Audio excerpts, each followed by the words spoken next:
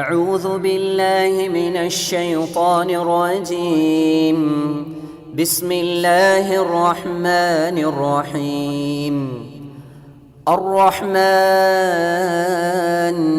علم القرآن خلق الإنسان علمه البيان. அஸ்ஸலாமு அலைக்கும் வரஹ்மத்துல்லாஹி வபரகாத்துஹு. கண்ணியத்திற்குரிய எல்லாம் வல்ல ஏக இறைவனின் அடியார்கள்ல, உலகத்திலே மனிதர்களை படைத்திருக்கிற இறைவன் மனிதர்கள் தங்களை தாங்களே பரிசுத்தப்படுத்தி கொள்ள வேண்டும் என்பதற்காக, உள்ளங்களிலே இருக்கிற அழுக்குகளை நீக்க வேண்டும் என்பதற்காக, தன் வாழ்நாளில் ஆயிரக்கணக்கான லட்சக்கணக்கான கோடிக்கணக்கான பாவங்களிலே மூழ்கி திளைத்திருக்கிற மனிதன் அவன் செய்து கொண்டிருக்கிற பாவத்திலிருந்து மீண்டு இறைவனிடத்தில் மகத்தான கூலியை பெற வேண்டும் என்பதற்காக இதுபோன்ற கண்ணியத்திற்குரிய சிறப்பிற்குரிய சங்கைக்குரிய நன்மையான மாதங்களை அல்லாஹ் வழங்கியிருக்கிறான். இந்த மாதங்களில் நாம் நோன்பு பிடிக்கிறோம் என்றால் வெறுமனே சடங்கிற்காக, சம்பிரதாயத்திற்காக, நல்லா யார் தெரியுமில்ல, 40 வருட காலம் ஒரு நோன்பை கூட விடாமல் நோற்று கொண்டிருக்கிறேன் என்று பெருமையிலே பீற்றுவதற்காகவோ இந்த மாதிரியான மாதங்களை அல்லாஹ் நமக்கு வழங்குவதில்லை.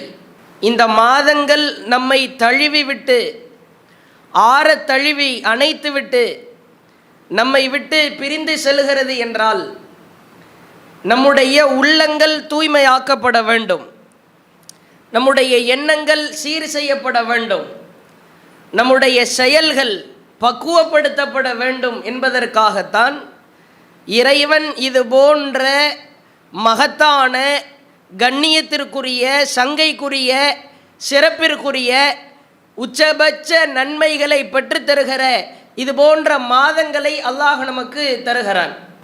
மனிதர்களின் வாழ்க்கையில் உடல் ரீதியாக, உடல் உறுப்புகள் ரீதியாக, உடலிலே இருக்கிற பாகங்கள் ரீதியாக ஏதேனும் பாதிப்பு ஏற்படுகிற பொழுது, ஏதேனும் நோய் ஏற்படுகிற பொழுது அதை சரி செய்வதற்காக மனிதன் பாடுபடுகிறான்.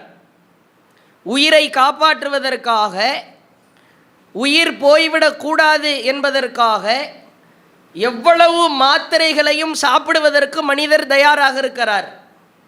என்ன சர்ஜரி, ஆபரேஷனை செய்து உடலிலே இருக்கிற பாகங்களை எல்லாம் வெட்டி எடுத்தாலும் சரிதான், அதற்கும் நான் தயாராக இருக்கிறேன் என்று ஆயத்தமாக இருக்கிறார். பயங்கரமான மரணத்தினுடைய வாசர் கதவை தட்டிவிட்டு வருகிற ஒரு வைத்தியமாக இருந்தாலும், என்னை குணப்படுத்தி என் உயிரை நீங்கள் காப்பாற்றிவிட்டால் போதும் என்று மனிதன் உச்சபட்ச சோதனைக்கும் தன்னை உட்படுத்தி கொள்ள தயாராக இருக்கிறான். இதெல்லாம் எதற்காக? உயிரை காப்பாற்றுறதுக்காகத்தான். 2 கிட்னி ஃபெயிலியர் ஆயிரும், சிறுநீரகம் செயலிழப்பு ஏற்பட்டு விடும். ஆனாலும் ஏதேனும் ஒரு வகையில், ஏனென்றால் முக்கியமான உறுப்பு உடலிலே இருக்கிற சிறுநீரகம்தான், அது செயலிழந்து போய்விட்டால் வாழ்க்கையே செயலிழந்து போய்விடுவதற்கு சமம் என்று உலகத்திலே சில மனிதர்களை பார்க்கிறோம். அப்போ அந்த செயலிழந்து போகிற உறுப்புகளுக்கு மாற்று சிகிச்சைக்காக வேறு வகையில் கூட தன்னைத்தானே பக்குவப்படுத்திக் கொள்கிறான். ஏன்? உயிர் இருந்தால் போதும்.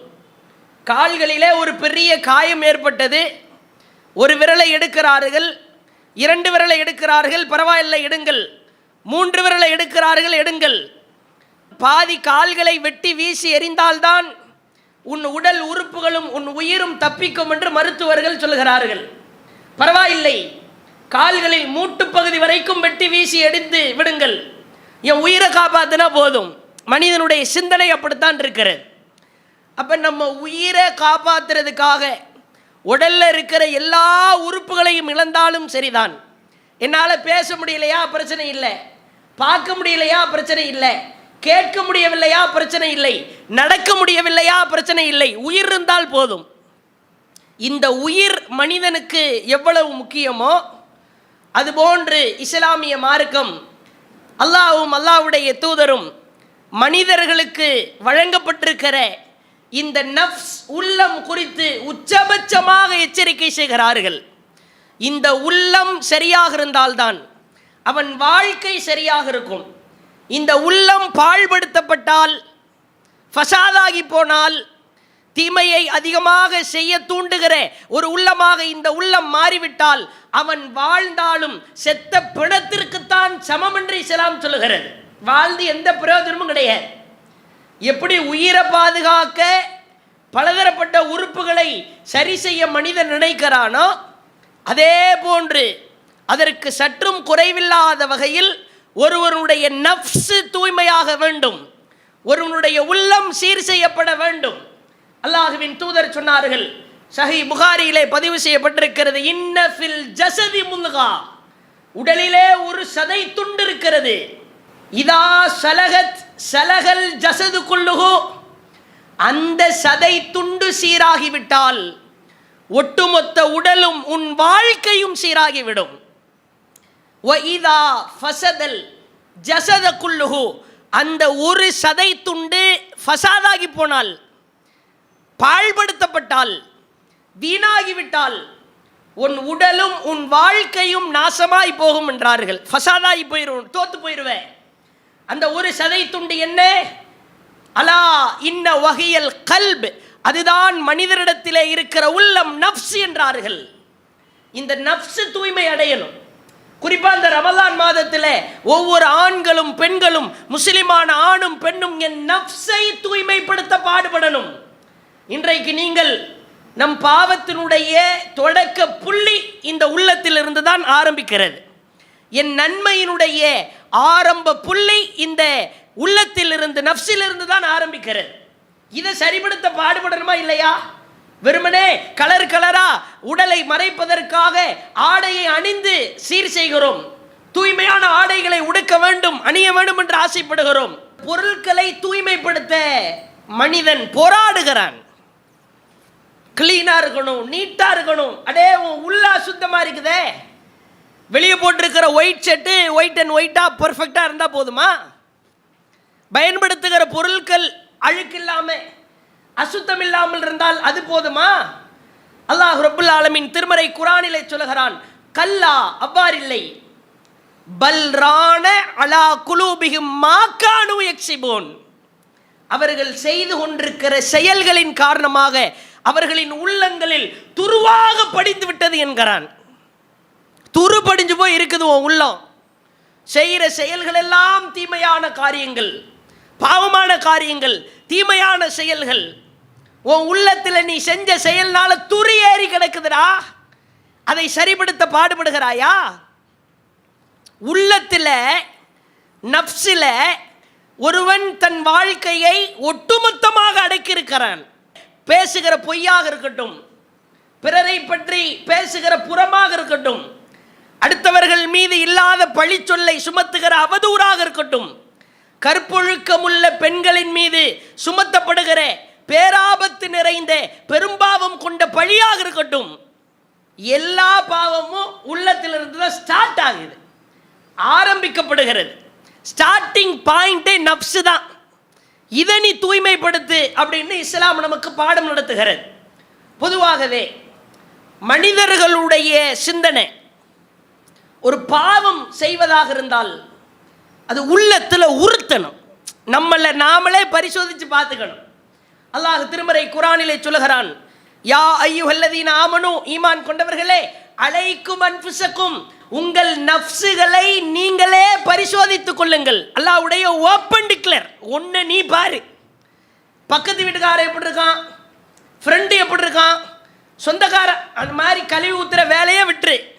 நீ எப்படி இருக்கிற, என் லட்சணம் எப்படி இருக்குது, என்னுடைய லெவல் எப்படி இருக்குது, என்னுடைய பேட்டரி சார்ஜ் எப்படி இருக்கிறது, ஒன்று நீ பாருடா சொல்லிட்டு அல்லாஹ் சொல்றான், உங்களை நீங்களே உங்கள் நஃப்ஸுகள் விஷயத்தில் நீங்கள் பரிசோதிக்க ஆரம்பித்தால் லா எதுர்ருக்கும் மந்தல்ல இதஹ் ததைத்தும் இலல்லா, உன்னை வழிகெடுப்பதற்கு உலகத்திலே எவனடா இருக்கிறான்? அல்லாஹ் சவால் விடுறான்.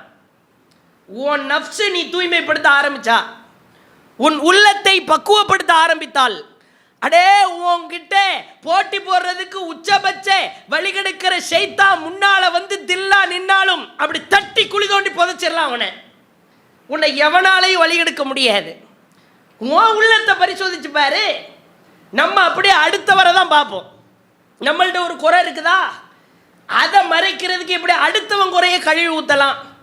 அடுத்தவரை எப்படி நீ ரொம்ப யோக்கியனா, ஓட்ட அவ்வளோ ஓட்ட இருக்குதே. ஜல்லடை சின்னோண்டு குண்டூசியை பார்த்து சொல்லிச்சான், குண்டூசி உனக்கு ஓட்ட அப்படின்னு. ஜல்லடைக்கு உடம்பு ஃபுல்லாக ஓட்ட, குண்டூசிக்கு ஒரே ஒரு ஓட்ட. அந்த மாதிரி நம்மிடத்தில் 1000 தவறுகள் இருக்கும், அதை நம்ம பார்க்க மாட்டோம். உன்னை நீ பாரு, அல்லாஹ்வுடைய கட்டளை தான், உன்னை நீ பார். உன் வாழ்க்கை எப்படி இருக்குது, சரியா இருக்குதா, நான் சரியா நடக்கிறேனா? அல்லாஹ்வுடைய தூதர் அவங்கள்ட்ட ஒரு நபித்தோழர் வந்து கேள்வி கேட்குறாங்க, யார சொல்லலாம், அனில் பிர் ஒல் இஸ்மு, நன்மை சம்பந்தமாகவும் பாவம் சம்பந்தமாகவும் எனக்கு ஒரு அறிவுரை சொல்லுங்க. நன்மைன்னா என்ன, பாவம்னா என்ன அப்படின்னு கேட்கிறார்.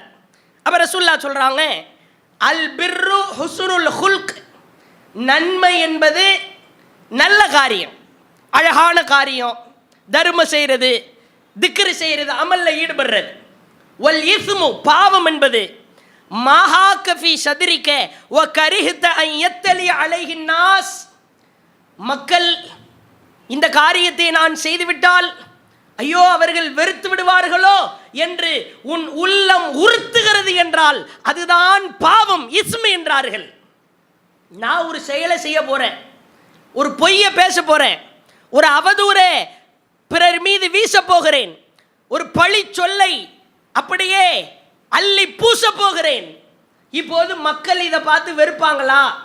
நான் மோசடி செய்யறதுனால, தொழாம இருக்கிறதுனால, நோன்பு பிடிச்சிட்டு போய் பேசுறதுனால, அல்லது மற்ற காரியங்களில் மற்ற நேரங்களில் அடுத்தவர்களின் சொத்துக்களை ஆட்டைய போடுகிற பொழுது மக்கள் பார்த்தா வெறுப்பான்.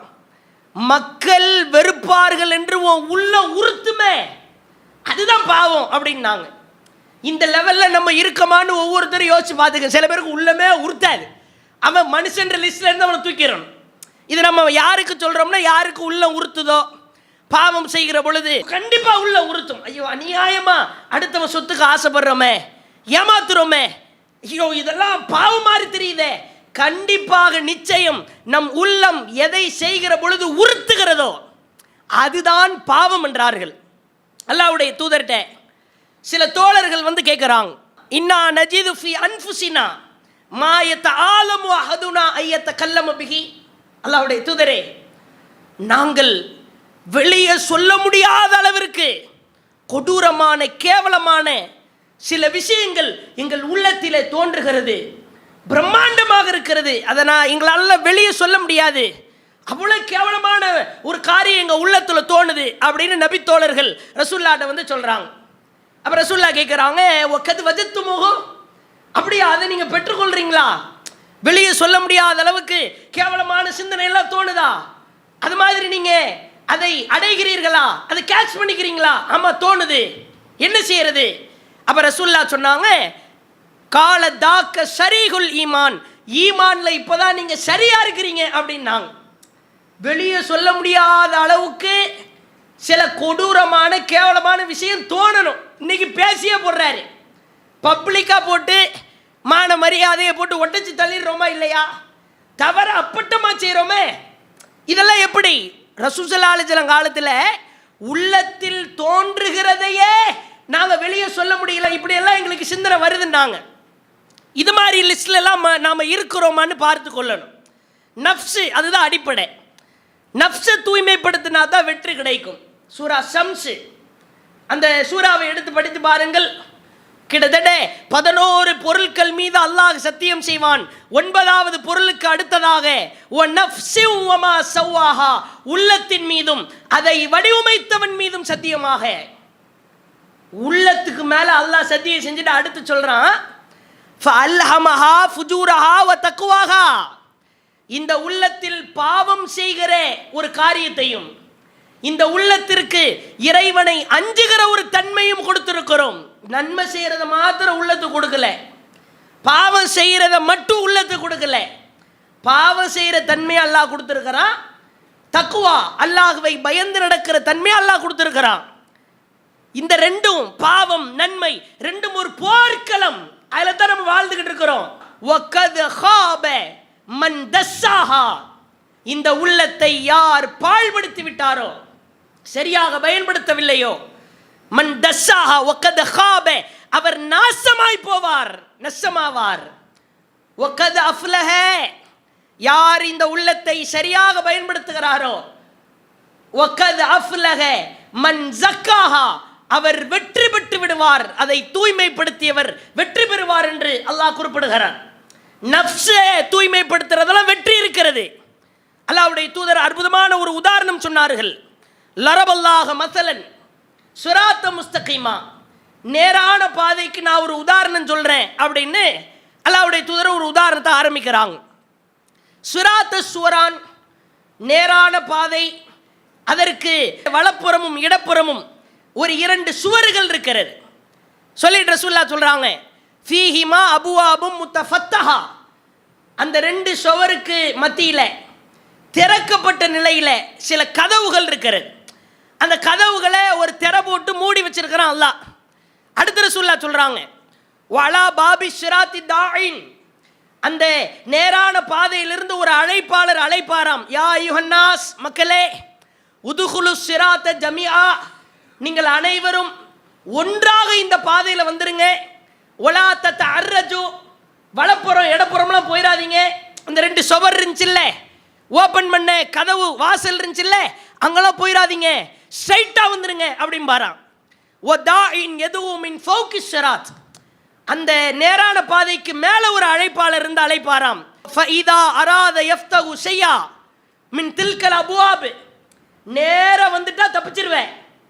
சுவரில் என்ன இருக்குது, திறக்கப்பட்ட கதவுல என்ன இருக்குது, கதவுல ஒரு திரை போட்டு மூடி இருந்துச்சே, அந்த திரையை ஓப்பன் பண்ணுவோம்னு எவனாவது ஓப்பன் பண்ண ட்ரை பண்ணா, கால வைஹக், நீ நாசமா அழிந்து போவாய் சொல்லிட்டு அல்லாஹ்வுடைய தூதர் சொல்றாங்க, லா தஃப்தஹு ஃபஇன்னக இன் தஃப்தஹு தலிஜ்ஹு, அந்த வாசலை மூடப்பட்டிருக்கிற திரை போடப்பட்டு மூடப்பட்டிருக்கிற வாசலை ஓப்பன் பண்ணணும்னு நினைச்சா உள்ள விழுந்துருவான், அத்தோடு அவன் நஷ்டமடைவான் அப்படின்னு சொல்லிட்டு ரசூலுல்லாஹி ஸல்லல்லாஹு அலைஹி வஸல்லம் சொன்னார்கள். நேரான பாதை என்று சொல்லப்படுகிற அந்த சிராத்து முஸ்தகீமா, அந்த நேரான பாதை தான் இஸ்லாம் என்றார்கள். அந்த 2 சுவர்கள் தான் அல்லாஹுவின் வரம்புகள் என்றார்கள். அந்த வாயில் திறக்கப்பட்டு திரை போடப்பட்டு மூடப்பட்ட நிலையில் இருந்த வாசல் இருக்கிறதே, அதுதான் அல்லாஹ் தடுத்த ஹராமானவைகள் என்றார்கள். ஒரு அழைப்பாளர் அழைக்கிறாரே வாசல் அருகில் நின்று கொண்டு, அதுதான் கிதாபுல்லா, அல்லாஹ்வுடைய வேதம் என்றார்கள். மேலிருந்து ஒரு அழைப்பாளர் அழைக்கிறாரே, அதுதான் அல்லாஹ்வுடைய தூதர் சொன்னார்கள், நன்றாக கவனியுங்கள், மன் ஃபௌக ஷிராத், மேலிருந்து ஒரு அழைப்பாளர் அழைக்கிறாரே, வாஇதுல்லாஹி ஃபி கல்பி குல்லு முஸ்லிம். முக்கியமான பாயிண்ட் இதுதான்.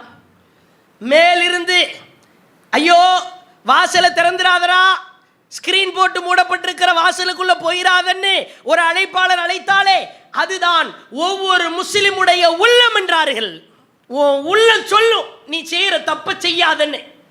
எல்லாருடைய ஒவ்வொரு முஸ்லிமுடைய உள்ளமும் அது போன்று பக்குவப்படுத்தப்படும். எப்படி ரசூலுல்லாஹ் ஒரு உதாரணம் சொல்றாங்க பாருங்க. அல்லாஹ் தடுத்த ஹராமானவைகள் இருக்கிறது. ஒமை யதஅத்த ஹுதூதல்லாஹ், அல்லாஹ்வுடைய வரம்புகளை யார் மீறுகிறாரோ ஃபஉலாயிக ஹுமுத் ஸாலிமூன், அவன் தான் அநியாயக்காரன் அப்படின்னாங்க. அல்லாஹ்வுடைய வசனத்தை ரசூலுல்லாஹ் ஓதி காட்டுறாங்க. அப்போ நம்ம உள்ளம் சொல்லும், ஒரு வியாபாரம் செய்கிறோமா நேர்மையாக செய்யணும், ஒரு திருமணம் முடிக்கிறோமா நேர்மையாக முடிக்கணும், ஒரு மொபைல் ஃபோனை யூஸ் பண்ணுறோமா நேர்மையாக யூஸ் பண்ணணும். இன்னைக்கு பாருங்க, இன்டர்நெட் மூலமாக சமூக வலைதளம் மூலமாக நாசமாக போய் கொண்டிருக்கிறோமே. சில பேர் நாசமாக போகிறதுக்குன்னே இன்டர்நெட்டை பயன்படுத்துகிறோம். ஆபாச படம், சேட்டிங் பண்ணுறது, சினிமாவை பார்க்குறது, பாடல், இசை கச்சேரி, கூத்து கும்மாளம். சிலர் நன்மைக்காக பயன்படுத்துகிறோன்னு சொல்லிட்டு குழிக்குள்ளே விழுந்துருவோம். சிலர் பாவம் செய்யணுன்ற எண்ணத்தில் இன்டர்நெட்டுக்குள்ளே போக மாட்டார், சமூக வலைதளத்துக்குள்ளே போக மாட்டார். ஆனால் அது அவரை குழிக்குள் தள்ளிவிடும். உள்ளம் சொல்லும், நான் பேசுகிற பேச்சு, என்னுடைய நடவடிக்கை, இது என்னை தூய்மைப்படுத்துகிற வகையில் அது இருக்க வேண்டும். நஃப்ஸை தூய்மைப்படுத்தணும். அல்லாஹ்வுடைய தூதர் சொன்னாங்க, முஸ்லிமிலே பதிவு செய்யப்பட்டிருக்கிற செய்தி, ஒருவருடைய உள்ளம் அது வெண்மையான உள்ளமாக மாற வேண்டும் என்றால் நீங்கள் கவனத்திலே வைத்துக் கொள்ளுங்கள். துஅரதுல் ஃபித்னு அலல் குலூப், ஒரு சோதனை, ஒரு வேதனை, ஒரு ஷைத்தானுடைய அந்த சேட்டைகள் நேரடியாக உள்ளத்தை தான் தாக்கும். ஸ்ட்ரைட்டா வந்து அடிக்கிறது உள்ளத்துல தான். அதுல நீ எப்படி சரியா இருக்கிறியோ உன் உள்ள வெண்மையா மாறிக்கிட்டே இருக்கும். ஷைத்தான் தாக்க தாக்க பொய் பேசுவேன், புறம் பேசுவேன், அவதூறு பேசுவேன், தொழாம தூங்குவேன், ஃபஜ்ர் தொழ மாட்டேன், வியாபாரத்தில் ஏமாத்துவேன், அடுத்தவன் காசில் ஆட்டையை போடுவேன், மோசடி பண்ணுவேன், பொறாம பிடிப்பேன், தொலைக்காட்சி பெட்டியில் உட்கார்ந்து சினிமா படம் நாடகம் கூத்து கும்மாளத்தை பார்த்து ரசிப்பேன். இப்படி ஒருவர் நஃப்ஸுக்கு பால்படுத்துகிற வேலைகளை செய்வார் என்றால் அவருடைய உள்ளம் புள்ளி புள்ளிகளாக வைக்கப்பட்டு கரும் புள்ளிகளாக மாறி கருப்படைந்த ஒரு உள்ளமாய் போய்விடும் என்றார்கள். நான் செய்கிற நன்மையா இருந்தாலும் சரி, தீமையா இருந்தாலும் சரி, என் நஃப்ஸை தூய்மைப்படுத்துகிற வகையில் இருக்கணும். ஒவ்வொருத்தரும் நாம் செய்கிற பாவத்திலிருந்து நம்ம நஃப்ஸை தூய்மைப்படுத்துறதுக்காக போராடணும், பாடுபடணும். அது மாதிரியான செயல்கள் எல்லாம் இன்றைக்கு முஸ்லிம்கள்ட்ட இல்லை. நான் ஒரு தப்பு செய்கிறேன்னா உள்ள உறுத்தணும், பாவம்னு விளங்கணும், அதிலிருந்து மீண்டு வரணும். அதற்காக ஷைத்தான் என் மரணத்தினுடைய வாசல் வரைக்கும் அவன் வந்து என்னை சித்திரவதை செய்வான். அவனோடு போர் புரிந்து கொண்டே இருக்க வேண்டும். அல்லாஹ்வுடைய தூதர் காலத்தில் மாயிஸ் பின் மாலிக் என்ற தோழர் தான் நஃப்ஸை தூய்மைப்படுத்த எவ்வளவு போராடினாங்க அப்படின்றதுக்கு அற்புதமான செய்தி. மாயிஸ் பின் மாலிக் தெரிந்தோ தெரியாமலோ அந்நிய பெண்ணோடு விபச்சாரம் செய்து விடுகிறார். அல்லாஹ்வின் தூதரிடத்திலே வருகிறார். இன்னி கது பலம் து நஃப்ஸி யா ரசூலல்லாஹ், எனக்கு நானே என் நஃப்ஸுக்கு என் உள்ளத்திற்கு நானே அநியாயம் செய்து கொண்டேன் என்கிறார். தஹிர்னி யா ரசூலல்லாஹ், தஹிர்னி, என்னை தூய்மைப்படுத்துங்க. என்னப்பா உன்னை தூய்மைப்படுத்தணும்? உக்குத்துல்னி பில் ஹிஜாரா, என்னை கல்லால் அடிச்சு கொல்லுங்க அப்படின்றார். ரசூலுல்லாஹ் ஒரு டைம் அனுப்புகிறாங்க, திருப்பி ரெண்டாவது அனுப்புகிறாங்க, மூன்றாவதாக அனுப்புகிறார்கள். கடைசியில் அல்லாஹ்வின் தூதரவர்கள் நம்மை நம்ப மாட்டேங்கிறாங்களே, அவ்வளோ நம்பிக்கை ரசூலுல்லாஹ்வுக்கு, இவரெல்லாம் விபச்சாரம் செஞ்சிருக்க மாட்டார், ஏதோ சின்ன சின்ன பாவம் செய்திருப்பாருன்னு. அல்லாஹ்வின் தூதரவர் அருகிலே வந்து அமர்ந்து, நபிகளாரின் அருகிலே வந்து இந்த மாயிஸ் வந்து அமர்ந்து, அன்னஹு ஜா இல நபி ஸல்லல்லாஹு அலைஹி வஸல்லம், ரசூலுல்லாஹ் பக்கத்தில் வந்துட்டார். ஃபவல்லஅ யதஹு ஃபி யதிஹி, அல்லாஹ்வின் தூதருடைய வலக்கரத்தை வாங்குகிறார். தன் வலக்கரத்தை நபிகளாரின் கைக்கு மேல் வைத்து நபிகளாரின் கையை பிடித்து கொண்டு கதறுகிறார். இன்னி கது தலம்து நஃப்ஸி, எனக்கு நானே அநியாயம் செஞ்சுட்டேன். உக்குத்துல்னி பில் ஹிஜாரா, கல்லால் அடிச்சு என்ன கொல்லுங்க. அப்பதான் ரசூலுல்லாஹ் நம்புறாங்க. மாயிஸ் அவர்களுக்காக கல்லறி தண்டனை நிறைவேற்றப்படுகிறது. மக்கள் எல்லாம் கல்லறி தண்டனை கொடுக்க வேண்டுமானால் ரெண்டு விஷயம் பண்ணுவாங்க. ஒன்று, அவர்களின் பெண்களாக இருந்தால் உடம்பை கயிறு வச்சு கட்டிக்குவாங்க, ஆண்களாக இருந்தால் குழி தோண்டுவாங்க. இந்த மாயிஸ் அவர்களுக்காக உடல் கட்டப்படவும் இல்லை, குழி தோண்டப்படவும் இல்லை. அவர் நிற்கிறார். மக்கள் கைகளிலே கிடைத்த கல்கள், சுண்ணாம்பு, இது போன்ற விஷயங்களை எடுத்து அடிக்க ஆரம்பிக்கிறாங்க. கல்லு கிடைக்கல, ஓடுறாரு. என்னடா இவரை குழி தோண்டாம விட்டோம், ஓடுறாரே அப்படின்னு ஹர்ரா என்ற பகுதிக்கு அவர் போய் நிற்கிறார். கைகளை கட்டிக்கொண்டு அப்படி தில்லா துணிச்சலா தெம்பா நிற்கிறார். ஹர்ராவை சுற்றி பார்த்தால் பெரும் பெரும் பாறாங்கற்கள். உள்ளத்தை தூய்மைப்படுத்த எவ்வளவு போராடுறாரு பாருங்க. மக்களே, அங்க இன்னும் அடிக்க கல் இல்ல, ஹர்ரான்ற பகுதியில் பாறை இப்ப அடிங்க அப்படின்றார். மக்கள் அடிக்க ஆரம்பிக்கிறார்கள், ரத்தம் சொட்டுகிறது. அத்தோடு அமைதியாகி விட்டார், மரணத்தை தழுவி விட்டார். கற்கள் பாறாங்கற்களால் அப்படியே தாக்கப்பட்டு தண்டனை கொடுக்கப்பட்டு வீழ்ந்து விடுகிறார். அல்லாஹ்வுடைய தூதர் அந்த தோழர் குறித்து சொன்னார்கள், லக்கது தாப தௌபத்தன் லவஸ்யாத்துஹும், இந்த மாயிஸுக்கு கொடுக்கப்பட்ட தண்டனையை ஒரு சமூகத்திற்கே பங்கு வைத்து கொடுத்தாலும் அந்த சமூகம் அத்துணை நபர்களின் பாவங்களும் அல்லாஹ்வால் மன்னிக்கப்படும் என்றார்கள். ஒரு சமுதாயத்துக்கு கொடுக்கப்படுற தண்டனையை ஒரு நபர் வாங்கியிருக்கிறார் என்றால் உள்ளத்தை பாதுகாக்க போராட வேண்டும். நம்ம ஒரு தப்பு செய்கிறோமா, ஒரு டிவி பார்க்குறோமா, இந்த ரமலானோட முசீபத்தை ஓச்சு தள்ளிடணும். நாடகம், சினிமா படம், பொய் பேசுறதிலிருந்து, புறம் பேசுறதிலிருந்து, அவதூறு பேசுவதிலிருந்து என் நஃப்ஸை நான் தூய்மைப்படுத்தினால்தான் எனக்கு வெற்றி கிடைக்கும், என் இறைவனின் திருப்தி கிடைக்கும், என் இறைவன் எனக்கு சொர்க்கத்தை தருவான் என்பதை உள்ளத்திலே ஆழ பதிய வைத்து நஃப்ஸை தூய்மையாக்க நம் அனைவரும் ஒவ்வொருவரும் போராடுவோம். இந்த ரமலான் மாதத்திலே வெறித்தனமாக சபதமேற்போம் என்று கூறி நிறைவு செய்கிறேன். வாஹிரு தஅவானா அல்ஹம்துலில்லாஹி ரப்பில் ஆலமீன். அல்லாஹ்